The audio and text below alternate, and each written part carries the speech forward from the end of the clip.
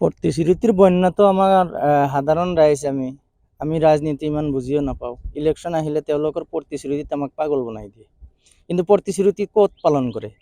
ব্ৰহ্মপুত্ৰৰ পাৰত, ব্ৰহ্মপুত্ৰ ইয়াৰ পৰা 7 কিলোমিটাৰ দূৰত আছিল, ভাঙি এই লক্ষীপুৰৰ প্ৰায় ওচৰ পালেহি। এতিয়ালৈকে কোনো ধৰণৰ প্ৰতিশ্ৰুতি তেওঁলোকে পালন নকৰিলে। প্ৰতিবাৰেই ইলেকশ্যন আহিলে তেওঁলোকে বোলে পাৰ্মানেণ্ট প্ৰটেকশ্যন দিবই, নিদিলে পিছৰবাৰ ইলেকশ্যনত ভোট খুজিবলৈ নাহিব, এনেকুৱা ধৰণৰ প্ৰতিশ্ৰুতি আমাক দিয়ে। কিন্তু বাস্তৱত ফুটুকাৰ ফেন, জিৰ', কোনো কামেই নকৰা হৈছে। এই বদৰুদ্দিন আজমল ডাঙৰ ডাঙৰ লেকচাৰ মাৰি থাকে, তেওঁ গোটেইখিনি কাম ধুবুৰীত কৰিছে। জাহাজ ঘাট, ৰেল, অমুক তমুক, কলেজ, ইউনিভাৰ্চিটি গোটেইখিনি ধুবুৰীতে কৰিছে। ধুবুৰীৰ মানুহেই বদৰুদ্দিন আজমলক ভোট দিয়ক। আমাৰ এইফালে আহিলে এইবাৰ ব্ৰহ্মপুত্ৰৰ কাম আৰম্ভ কৰিহে ভোটৰ কাৰণে আহিব লাগিব, নহ'লে মই আপোনালোকৰ চেনেলৰ জৰিয়তে আমাৰ জলেশ্বৰ সমষ্টি বা গোৱালপাৰা পশ্চিম সমষ্টিৰ জনসাধাৰণক মই কোৱাৰ্জন অনুৰোধ জনাম যে নিৰ্বাচনৰ সময়ত আমি উচিত প্ৰত্যুত্তৰ দিম যদি আমাৰ ব্ৰহ্মপুত্ৰৰ পাৰ্মানেণ্ট প্ৰটেকশ্যনৰ কাম আৰম্ভ নহয়। কাৰণ তেওঁৰ প্ৰতিশ্ৰুতি পালন কৰক। ইমান ডাঙৰ ডাঙৰ কাম কৰিব পাৰে, আমাৰ এইখিনি কৰি দিলে লাখ লাখ মানুহৰ ঘৰৰ ভিটি নাই, তেওঁলোকে ঘৰৰ ভিটি ব্ৰহ্মপুত্ৰত খুৱাই লৈ গৈ আছে, লগত থকাৰ জাগা নাই। আজিলৈকে মানুহবিলাক ক'ত কি কৰি আছে? চৰকাৰী ফালৰ পৰা তেনেকুৱা ব্যৱস্থা মানে কি, বাঁহৰ পাৰ্কোপাইন দুই এটাই চিমেণ্টৰ খুঁটা পুতি তেওঁলোকে লাখ লাখ কোটি কোটি টকা আত্মসাৎ কৰি আছে।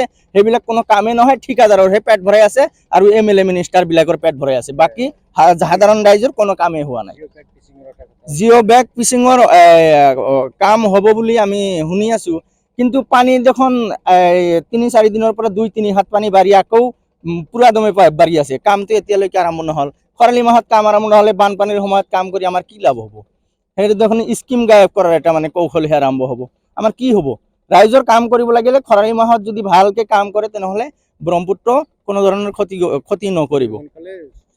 গতিকে আপোনালোকৰ চেনেলৰ জৰিয়তে চৰকাৰক এইটোৱে অনুৰোধ জনাইছো, যদি আপোনালোকে কাম কৰাৰ ইচ্ছা আছে, যদি কাম চেংচন হৈছে, অতি সোনকালে খৰালি মাহতে কামটো আপাততভাৱে এই তলৰ কামখিনি আপাতত কৰি দিয়ক, যাতে নেক্সট এটা চাপো যাতে ব্ৰহ্মপুত্ৰত খহি নাযায়, আমাৰ মানুহবিলাক যাতে ভিটি হাৰা হৈ ভিকাৰী পথৰ ভিকাৰী নহয়। নিশ্চয়কৈ ক'ব লাগিব যে নিৰ্বাচন আহিলে আচলতে এইসকল সাধাৰণ খাটি খোৱা ৰাইজৰ ওচৰত নেতা পালি নেতাসকলে উপস্থিত হৈ ভোট ভিক্ষা কৰাৰ কাৰণে একমাত্ৰ এইসকল বছৰে বছৰে এইসকল ৰাইজৰ ওচৰত আহে।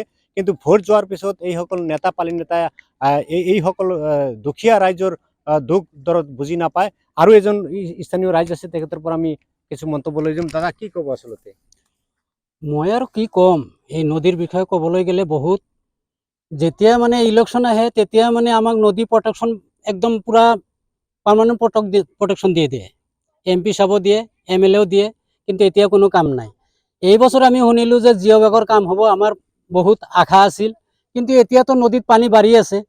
আজি 2 হাত বাঢ়িল, কালি 1 হাত বাঢ়িব, এনেকৈতো পাৰে পিছত মানে কামেই কৰিব নোৱাৰিব, পানী নদী পাৰ উঠি যাব।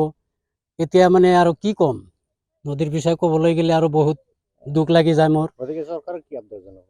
আমি হেমন্ত বিশ্ব শৰ্মাৰ চৰকাৰক আমি অনুৰোধ কৰোঁ, কৰজোৰ অনুৰোধ কৰোঁ, আমাক এই নদীৰ কামখিনি যদি চেংচন হৈছে, এতিয়া আমাক কামখিনি কৰি দিয়ক, আমাৰ থাকাৰ সুবিধা কৰি দিয়ক। আমি ক'ত যাম? আমি এতিয়া চৰকাৰী মাটিত গেলি উঠাই দিয়ে, এতিয়া আমি ক'ত যাম? ব্ৰহ্মপুত্ৰ ভাঙি লৈ আছে। হয়, নিশ্চয়কৈ ক'ব লাগিব, ইয়াৰ স্থানীয় যিসকল লোক আছে তেখেতে এটা কথা কৈছে যে বিভাগীয় ফালৰ পৰা এই মধুপুৰ টাকিমাৰীত আচলতে জিঅ' বেগ পেচিঙৰ এটা স্কিম ধৰা হৈছে।